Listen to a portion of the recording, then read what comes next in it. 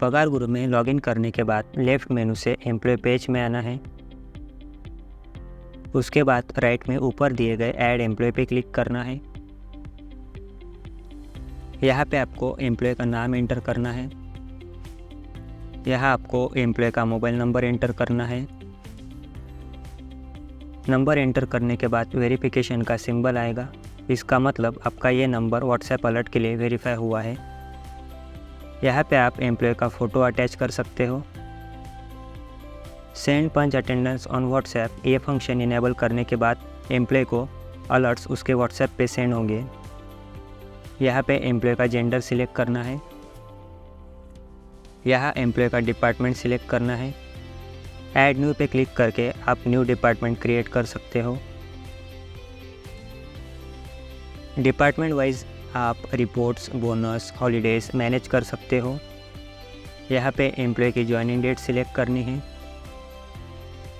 अगर आपने सॉफ्टवेयर अभी स्टार्ट किया है और एम्प्लॉय पहले से कंपनी या ऑर्गेनाइजेशन में काम कर रहा है तो यहाँ पे एम्प्लॉय का ज्वाइनिंग डेट सिलेक्ट कर लेना है।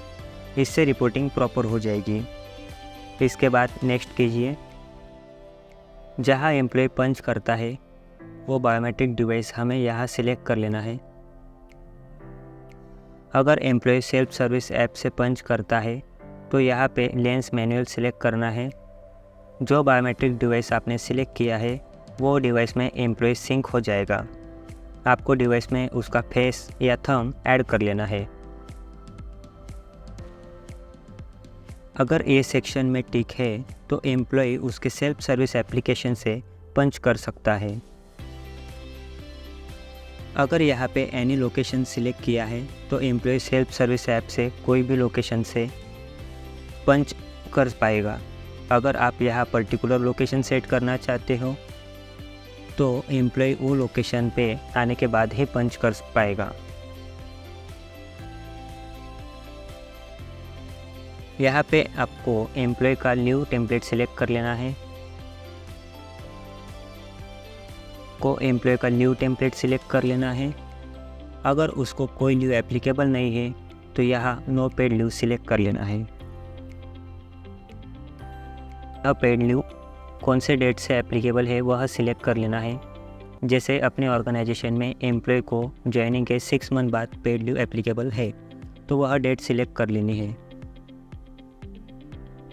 यहाँ पे हमें एम्प्लॉय का टाइमिंग सिलेक्ट कर लेना है। उसके बाद नेक्स्ट करना है। यहाँ पर आपको एम्प्लॉय का टाइम सिलेक्ट करना है। यहाँ पे आपको एम्प्लॉय का रूल सिलेक्ट करना है। यहाँ पे आपको एम्प्लॉय का सैलरी कब प्रोसीड करते हो वह सिलेक्ट करना है। जैसे कि पर मंथ, 15 डेज या वीकली, वह आपको यहाँ सिलेक्ट करना है। अगर आपको सैलरी ब्रेकअप में डालनी हो तो यहाँ यस करना है। अगर आप सैलरी डायरेक्टली डालना चाहते हो तो नो करना है। नो करने के बाद यहाँ आप एम्प्लॉय की सैलरी डाल सकते हो। वह salary per month, per day या पर आवर है वह सिलेक्ट करना है। जैसे इस एम्प्लॉय की सैलरी ये है।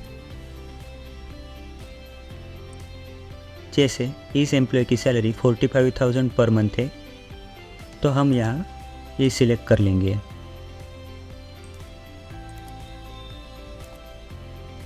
ब्रेकअप सैलरी के लिए सैलरी स्ट्रक्चर में यस कर दीजिए। आप यहाँ पे टेम्पलेट असाइन कर सकते हो और उस हिसाब से सैलरी डाल सकते हो। जो सैलरी हम डालने वाले हैं वह सैलरी पर मंथ है, पर डे है या पर आवर है वह सिलेक्ट करना है। जैसे कि बेसिक डीए इतना है, एचआरए इतना है, मेडिकल अलाउंस इतना है, स्पेशल अलाउंस इतना है, ट्रैवलिंग अलाउंस इतना है।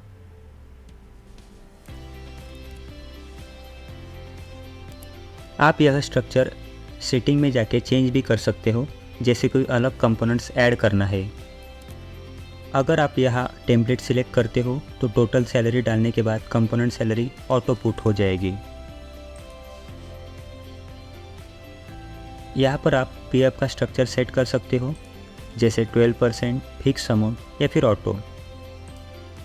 ऑटो का मतलब अगर एम्प्लॉय की बेसिक सैलरी 15,000 से ऊपर जाती है तो पीएफ 1800 डिडक्ट होगी, और अगर 15,000 के नीचे होगी तो 12% से डिडक्ट होगी। अगर एम्प्लॉय को ईएसआई एप्लीकेबल है तो यहाँ टिक कर देना है। ईएसआई के रूल के हिसाब से एम्प्लॉय कंट्रीब्यूशन में एम्प्लॉय की नेट सैलरी का 0.75% डिडक्ट होगा। एग्जाम्पल, जैसे ग्रॉस अर्निंग ये है, इसका 0.75 ईएसआई का डिडक्शन हो गया। पीटी आप मैन्युअली भी डिडक्ट कर सकते हो या फिर ऑटो कैलकुलेट करके भी डिडक्ट कर सकते हो। यह टिक करते ही पीटी आपके स्टेट के हिसाब से डिडक्ट होगा। जैसे महाराष्ट्र स्टेट में 7,500 से लेके 10,000 तक 175 रुपये डिडक्ट होगा, और उसके ऊपर 200 रुपीज़ डिडक्ट होगा।